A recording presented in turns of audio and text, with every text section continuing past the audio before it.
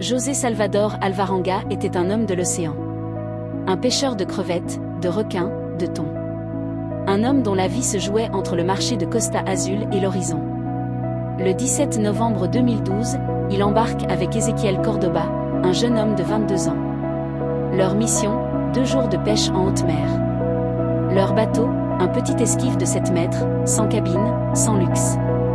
Juste une coque en fibre de verre et un moteur hors bord. Mais à 50 milles nautiques de la côte, l'océan a montré son vrai visage. Une tempête s'est levée, brutale, imprévue. Le moteur a lâché.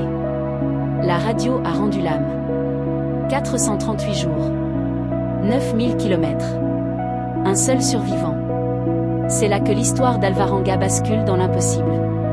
La dérive n'est pas une aventure. C'est une lente torture où chaque minute est une victoire contre la soif et la faim. Leur seule chance, l'ingéniosité. José a transformé son bateau en écosystème. Les oiseaux qui se posaient, épuisés, étaient sa source de protéines. Les tortues, sa pharmacie. Pour l'eau, il y avait la pluie.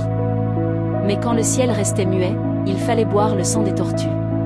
Un liquide chaud, visqueux, qui lui brûlait la gorge, mais qui maintenait ses organes en vie.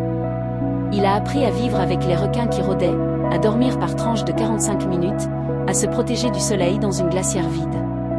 Il a transformé la peur en routine. Mais l'océan avait une autre arme, plus insidieuse que la faim, la solitude.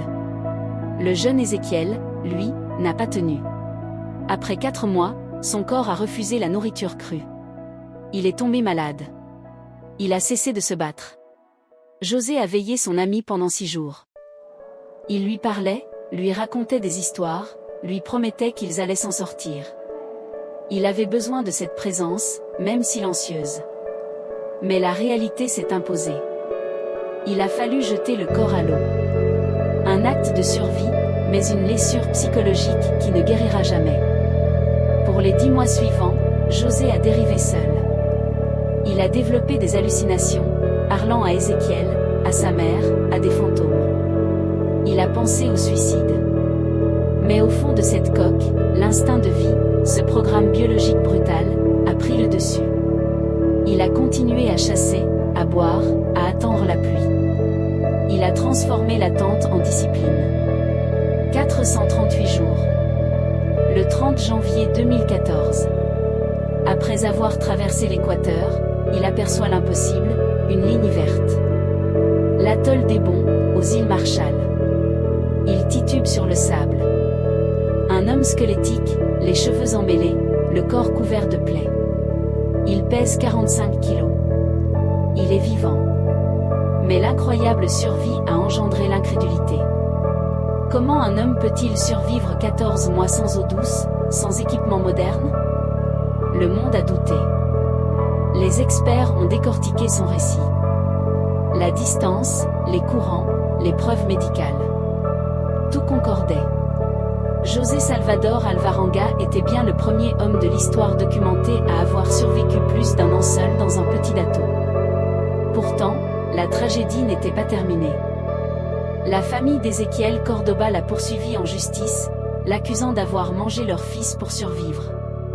Une accusation qu'il a toujours niée, mais qui a transformé son retour en calvaire. Son corps avait survécu à l'océan. Son esprit devait maintenant survivre au monde. L'histoire de José Salvador Alvarenga n'est pas celle d'un miracle. C'est celle d'une résilience brute, d'une volonté de faire face à l'immensité. C'est la preuve que l'esprit humain, poussé à l'extrême, peut défier l'oubli, la faim, la folie, et même le scepticisme du monde. Abonnez-vous pour plus d'histoires qui prouvent que la réalité dépasse toujours elle.